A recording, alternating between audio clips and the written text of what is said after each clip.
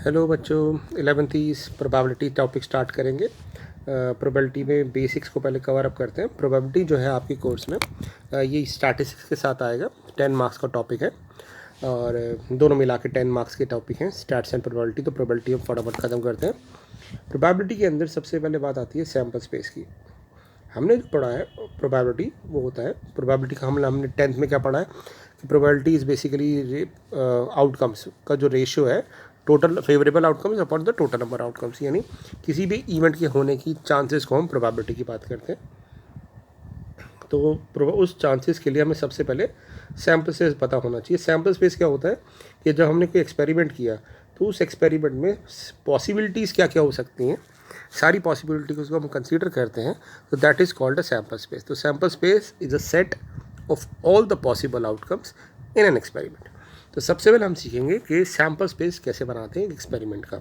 अभी करते आए हैं, सिर्फ हम उसको एक सिस्टमेटिक वे में लिखने की कोशिश करेंगे।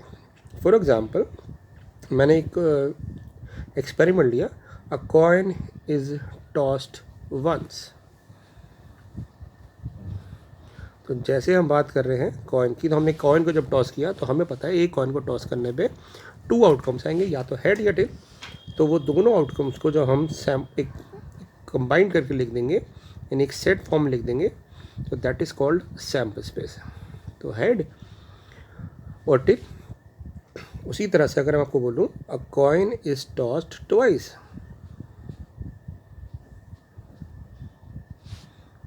कॉइन इज टॉस्ड ट्वाइस, तो एक कॉइन पे 2 आउटकम्स हो गए, तो ऐसे ही दूसरे पे 2, तो टोटल नंबर आउटकम्स बनेंगे हमारे 4।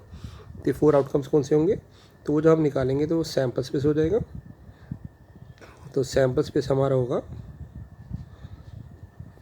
हेड हेड, दोनों पे हेड आ सकता है, पहले पे हेड दूसरे पे टेल आ जाए, फिर पहले पे टेल दूसरे पे हेड आ जाए और दोनों पे टेल आ जाए। तो ये सारी पॉसिबिलिटी को हम कहते हैं सैम्पल स्पेस। तो सैम्पल स्पेस बनाना बहुत ईजी है। तो हमारी जो NCERT एक्सरसाइज है फर्स्ट, उसमें सैम्पल स्पेस ही पूछा हुआ है। एक और क्वेश्चन करते हैं, अ कॉइन इज टॉस्ड 3 टाइम्स। एक कॉइन को हमने 3 बार फेंका, तो हम कहेंगे अगर एक कॉइन को 3 बार फेंक रहे हैं और हमें पता है एक कॉइन को टॉस करने पे 2 आउटकम्स आते हैं, ऐसे दूसरे पे 2, तीसरे पे 2, तो 2 की पावर 3, 8 आउटकम्स बनेंगे। तो 8 आउटकम्स हम बना लेते हैं। एक हो सकता है हम सैम्पल से बनाए सोच सोच के कि भी तीनों हेड हो सकते हैं, तीनों पे हेड आ जाए। हो सकता है 2 पे हेड आए, 1 पे टेल आए, तो टेल आखिरी वाली पे हो सकता है, सेंटर वाली पे हो सकता है और फर्स्ट वाली पे हो सकता है। हो सकता है 2 टेल 1 हेड आ जाए, तो हेड लास्ट में आ सकता है, सेंटर में आ सकता है और फर्स्ट वाली पे हेड आ सकता है, और हो सकता है तीनों पे टेल आ जाए। तो ये तो मैंने सोच के बनाया। अदरवाइज ट्रिक क्या होती है, ट्रिक भी होती है कि जितने टोटल आउटकम्स बन रहे हैं उसके हाफ टाइम अगर हम हेड लिख दें, तो 8 का हाफ हो गया 4, 4 टाइम्स हेड 4 टाइम्स टेल लिख दें, और 4 का हाफ हो गया 2, तो 4 टाइम का हाफ हो गया 2, तो 2 बार हेड कर दें, टेल कर दें, और फिर 2 का हाफ हो गया 1। तो ऐसे अगर कर देंगे तो ये जो हमारा बनेगा, ये हमारे 8 आउटकम्स आ जाएंगे। इसी तरह से आप 4 की बात कर सकते हो कि एक कॉइन को हमने 4 बार टॉस किया, अ कॉइन इज टॉस्ड 4 टाइम्स। यहाँ कर लेते हैं 4 टाइम्स। तो एक कॉइन को जब हम 4 बार फेंकेंगे तो आउटकम्स कितने बनेंगे, 2 की पावर 4, क्योंकि 2 इंटू 2 इंटू 2 16 केसेस बनेंगे। तो वो 16 केस भी आप बना सकते हैं बहुत ईजिली। कैसे बनाएंगे आप, अगर मुझे 16 केसेस बनाने की ज़रूरत पड़ गई तो मैं कैसे बनाऊंगा, मैं कहूँगा पहले 8 बार, क्योंकि 16 का हाफ होता है 8, तो 8 बार मैं हेड लिख दूंगा, 8 बार मैं टेल लिख दूंगा,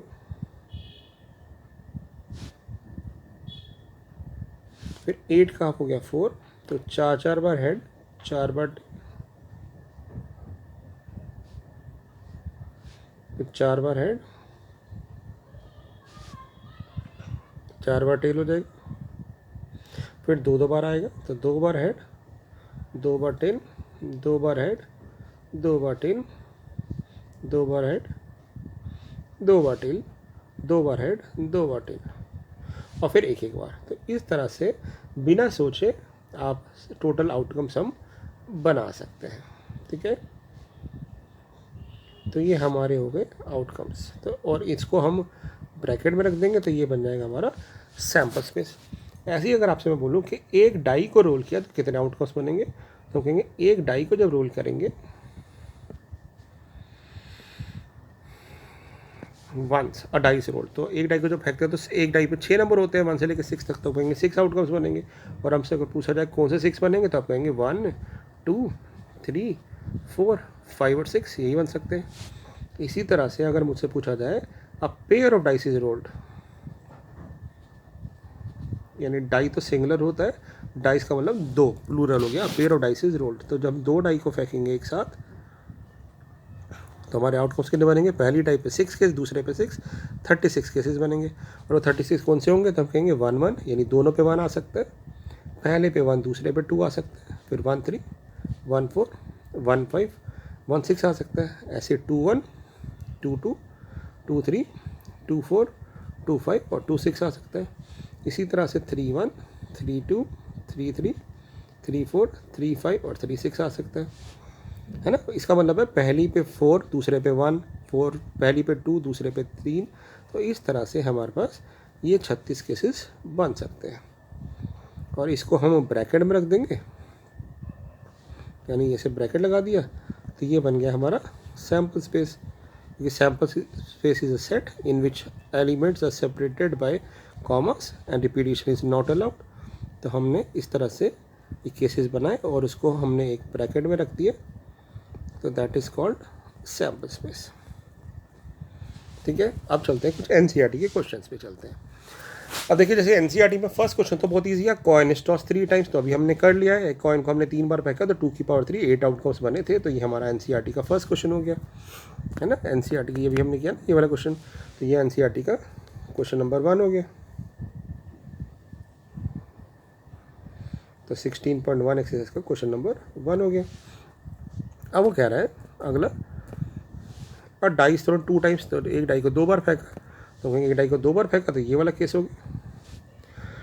तो यहाँ पे हम कह देंगे ये एनसीईआरटी का एक्सरसाइज 16.1 का क्वेश्चन नंबर 2 हो गया, बिल्कुल सेम है ना, ये हम ऑलरेडी कर चुके हैं। कॉइन इज टॉस 4 टाइम्स, ये भी हमने किया था।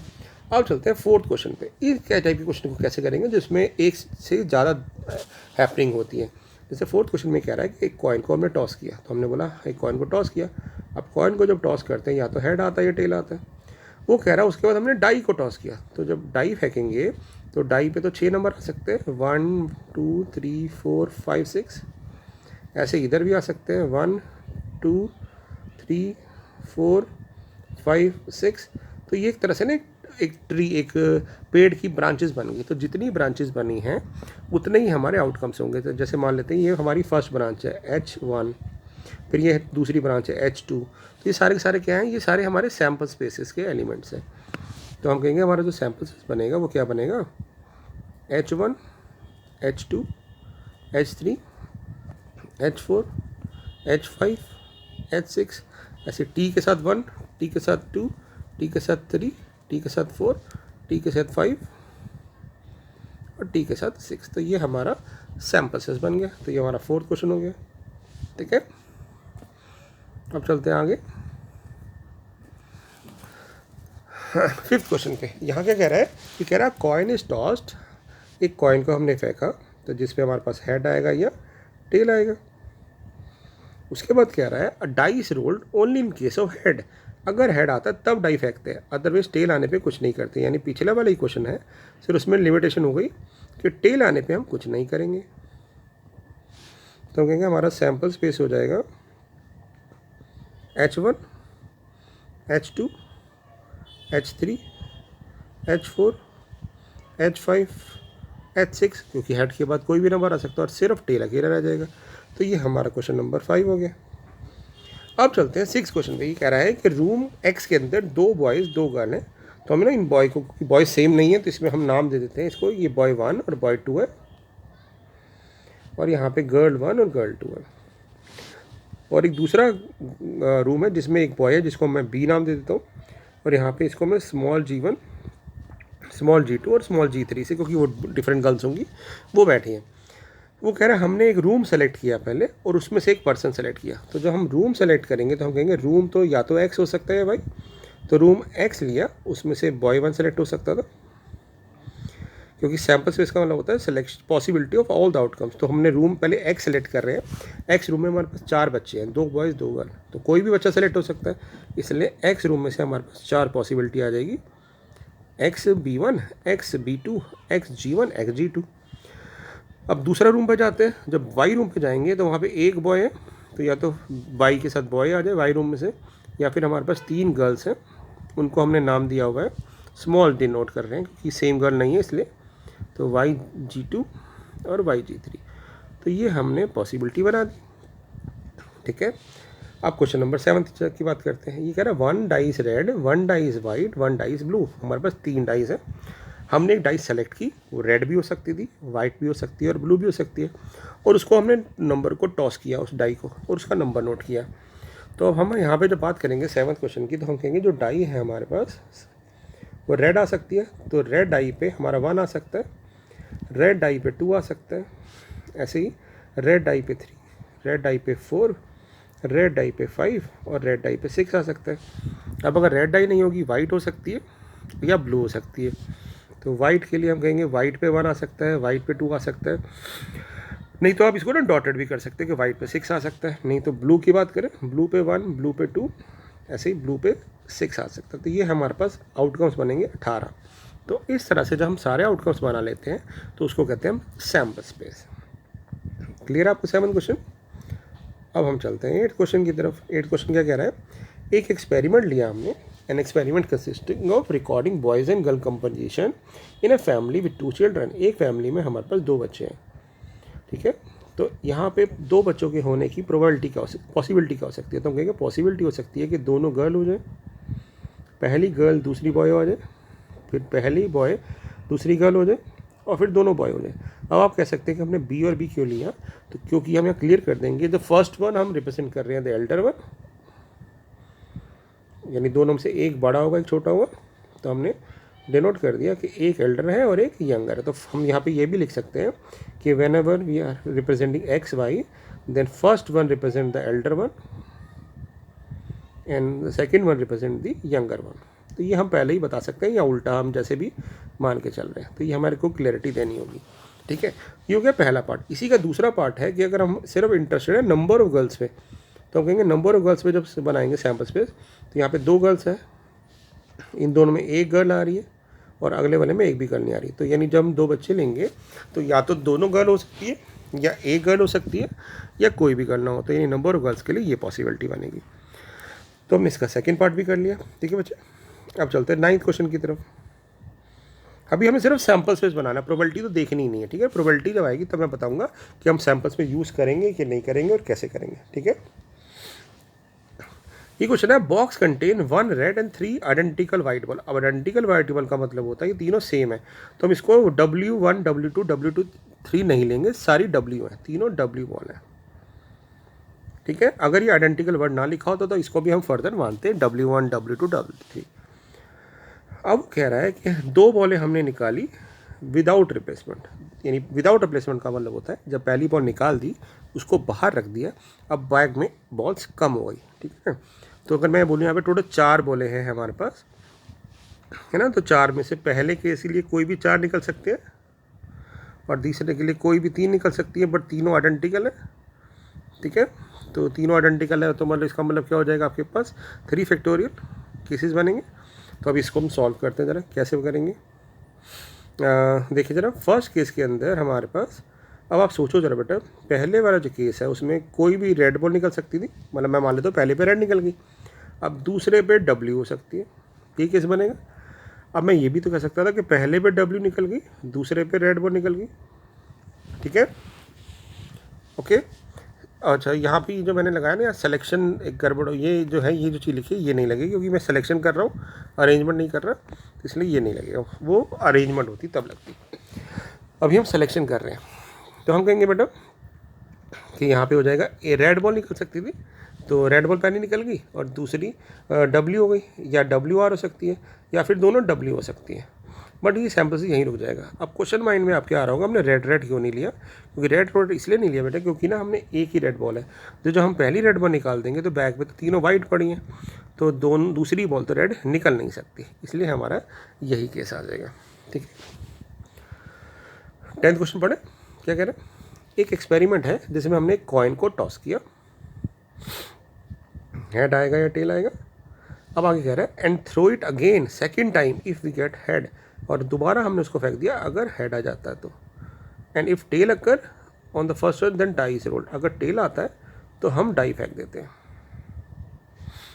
तो आप देखो जरा, तो यहाँ पे ट्री डायग्राम की क्या वर्टिसेस बन गई, सीधा सीधा हम चलेंगे तो हम कहेंगे हमारा जो सैम्पल स्पेस है वो बन जाएगा एच एच एच टी, या तो एच के बाद एच आ सकता है या एच के बाद टी आ सकता है, या फिर टेल के बाद 1, टेल के बाद 2, टेल के बाद 3, टेल के बाद 4, टेल के बाद 5 और टेल के बाद 6 आ सकता है। तो इस तरह से सैम्पल स्पेस हमारा बन जाएगा। अब 11th क्वेश्चन की बात करते हैं। 11th क्वेश्चन कह रहा है कि ना हमारे पास 3 बल्ब है, तो बल्ब या तो डिफेक्टिव हो सकता है या नॉन डिफेक्टिव, यानी हर बल्ब के लिए हमारे पास 2 पॉसिबिलिटी है, या तो वो डिफेक्टिव होगा या नॉन डिफेक्टिव। तो it's like a case of coin जिसमें 2 का पॉसिबिलिटी होती है, हेड आता है या टेल आता है। तो हमारे 8 आउटकम्स बनेंगे, और वो 8 आउटकम्स कौन से बनेंगे, वैसे ही जैसे हमने कॉइन के बनाए थे। तीनों डिफेक्टिव हो सकते हैं, 2 डिफेक्टिव, 1 नॉन डिफेक्टिव हो सकता है, बट ये नॉन डिफेक्टिव फर्स्ट वाला भी हो सकता है, सेकेंड वाला भी हो सकता है और थर्ड वाला भी हो सकता है। ठीक है, और 2 नॉन डिफेक्टिव, 1 डिफेक्टिव भी हो सकता है। बेसिकली हम उनको टेस्ट कर रहे हैं ना, तो जब टेस्टिंग पे जाएंगे तब की बात कर रहे हैं हम। तो एन डी एन ये हो सकता है, डी एन एन ये हो सकता है कि भी फर्स्ट बल्ब डिफेक्टिव निकल आए, सेकंड नॉन डिफेक्टिव और थर्ड नॉन डिफेक्टिव, और तीनों ही नॉन डिफेक्टिव हो सकते हैं। तो ये हमारे 8 केस बन गए और ये हमारा क्वेश्चन हो गया। अब चलते हैं 12th क्वेश्चन की तरफ। यहाँ क्या कह रहा है, अ कॉइन इज टॉस्ड, हमने एक कॉइन को टॉस किया, हेड आएगा या टेल आएगा। If head comes up we throw a die, एक हेड आ जाता है तो हम डाई फेंक देते हैं, 1 2 3 4 5 6। And if die shows up even number, for the die पे भी इवन नंबर आ जाता है तो हम इसको दोबारा फेंक देते हैं, यानी यहाँ पे दोबारा डाई फेंकी जाती है, और कुछ नहीं लिखा। तो इसका मतलब है कि सैम्पल स्पेस क्या बनेगा कि भी टेल आ गया तो हम तो वहीं रुक जाएंगे, टेल आने पे, है ना, टेल आके रुक गया यहीं पे। बट या और फिर हो सकता है हेड के बाद 1 आ जाए तब रुक जाएंगे, हेड के बाद 3 आ जाए तब रुक जाएंगे, हेड के बाद 5 आ जाए तब रुक जाएंगे। बट अगर हेड के बाद 2 आ गया तो डाई को दोबारा फेंका है, तो H21 H22 और ऐसे ही H26 हो सकता है, ऐसे ही H41 H42 up to H46 हो सकता है, और ऐसे ही H61 H62 और अप टू H66 हो सकता है। तो इस तरह से हम इस क्वेश्चन को कर सकते हैं। क्लियर हो गया होगा आपको? अब अगले क्वेश्चन में चलते हैं। 13th, लास्ट 4 क्वेश्चन है, 16 क्वेश्चन है। देखिए बहुत आसान क्वेश्चन सारे के सारे। तो सैम्पल से एक बार रेडी हो जाएगा ना आपको, तो आपको आइडिया मिल जाएगा बहुत ईजिली कि क्या है प्रोबेबिलिटी। क्या कह रहा है कि एक बैग में ना हमने 1 से लेकर 4 तक 4 स्लिप्स रख दी, 1 2 3 और 4, 4 स्लिप्स रख दी। अब हमने 1 बाय 1 इसमें से 2 स्लिप्स निकाली विदाउट रिप्लेसमेंट। इसका मतलब है कि पहली स्लिप जब निकलेगी तो उसके लिए 4 पॉसिबिलिटी होगी, दूसरे के लिए 3 पॉसिबिलिटी होगी निकलने के लिए, तो टोटल 12 पॉसिबिलिटीज होंगी। तो निकालते हैं। फर्स्ट पॉसिबिलिटी क्या होगी हमारे पास, तो हम कहेंगे भी 12 पॉसिबिलिटी में क्या हो जाएगा, कैसे बनेगी, मतलब हम कहेंगे 1 के साथ 2 आ सकता है, 1 के साथ 3 आ सकता है, 1 के साथ 4 आ सकता है। पहली पे 1 निकल जाए, 1 नहीं आ सकता क्योंकि 2 ही हमने विदाउट रिप्लेसमेंट है। जैसे ही पहली बार 1 निकल गया उसको वापस नहीं रखी तो हम बैग में 1 बचा ही नहीं, है ना। 2 1 हो सकता है, 2 3 हो सकता है, 2 4 हो सकता है, फिर 3 1 हो सकता है, 3 2 हो सकता है, 3 4 हो सकता है, फिर 4 1 हो सकता है, 4 2 हो सकता है और 4 3 हो सकता है। तो ये हमारा सैम्पल बन जाएगा। तो बहुत ईजी क्वेश्चन था। 14th क्वेश्चन क्या कह रहा है पढ़े। एक एक्सपेरिमेंट है जिसमें हमने डाई को रोल किया and tossing a coin once if number is even, अगर ऑड है तो 2 बार फेंकते हैं। यानी ये कह रहा है कि हमने ना, ये 14th क्वेश्चन क्या है कि हमने एक पहले डाई को फेंका, अब डाई पे या तो इवन नंबर आएगा 1 या फिर ऑड आएगा 2 4 6। ये कह रहा है कि हमने क्या किया, डाई को फेंका, इफ डाई शो इसमें इवन नंबर आता है तो कॉइन को एक बार फेंक देते हैं, जिस पे फर्दर हेड टेल आता है, और ये आता है तो 2 कॉइन फेंकते हैं, तो जिसमें हमारे पास head head, head tail, tail head और टेल टेल आ जाते हैं। तो ये हमारे केसेस बने। तो सैम्पल साइज कैसे बनेगा देखें, तो हम कहेंगे पहले ना इवन नंबर की बात करते हैं। तो इवन पे हमारे पास 2 के बाद हेड आ सकता है, 2 के बाद टेल आ सकता है, 4 के बाद हेड आ सकता है, 4 के बाद टेल आ सकता है, 6 के बाद हेड आ सकता है, 6 के बाद टेल आ सकता है। बट जब 1 की बात करेंगे तो 1 के बाद 4 केस बनेंगे, 1 head, 1 H T, 1 T H, 1 T T, और फिर ऐसे ही 3 के साथ 4 बनेंगे, 3 H H, 3 H T, 3 T H, 3 T T, और ऐसे ही 5 के साथ होगा 5 H H, 5 H T,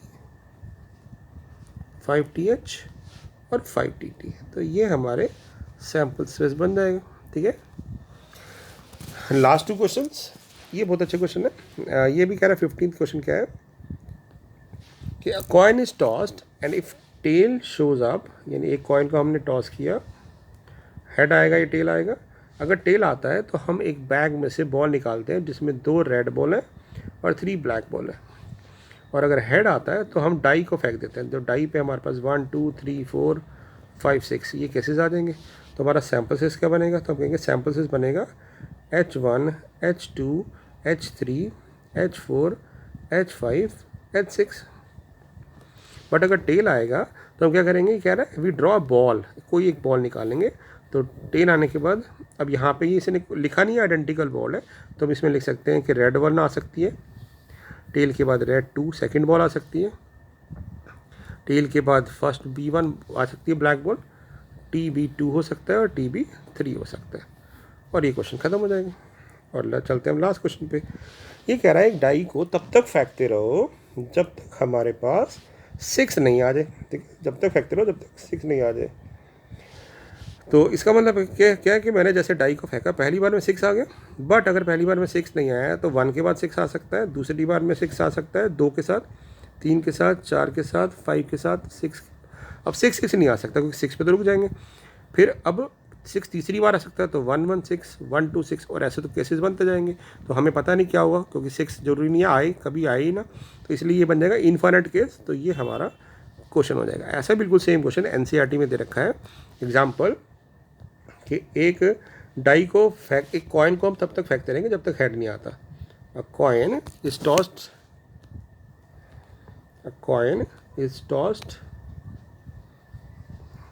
again and again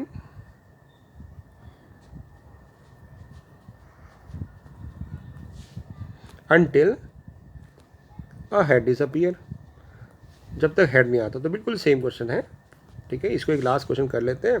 तो कहेंगे हेड अपीयर है, तो हो सकता है पहली बार में कॉइन को टॉस किया हेड आ गया, बट हो सकता है पहली बार में टेल आया तो दूसरी बार में हेड आ जाए, हो सकता है पहली 2 बार में टेल आ जाए, तीसरी बार में हेड आ जाए। फिर टी नहीं हो सकता क्योंकि हेड तक तो हमें फेंकते रहना है। फिर टी होगा तो साथ में हेड तब चौथी बार फेंकेंगे, तो हेड पे ही हमें ख़त्म करना है। तो इस तरह से हम ये क्वेश्चन को कर देंगे। तो ये हमने सैम्पल स्पेस के क्वेश्चन हमने कर डाले। तो आई होप आपको ये सैम्पल स्पेस समझ आ गया होगा। इसकी प्रैक्टिस कर लीजिएगा, और इसके एनसीईआरटी क्वेश्चन हमने कर लिए, इसके एग्जाम्पल जरूर कर देना। ठीक है बच्चे, चलिए मिलते हैं अगले ट्यूटोरियल में। Bye for the now.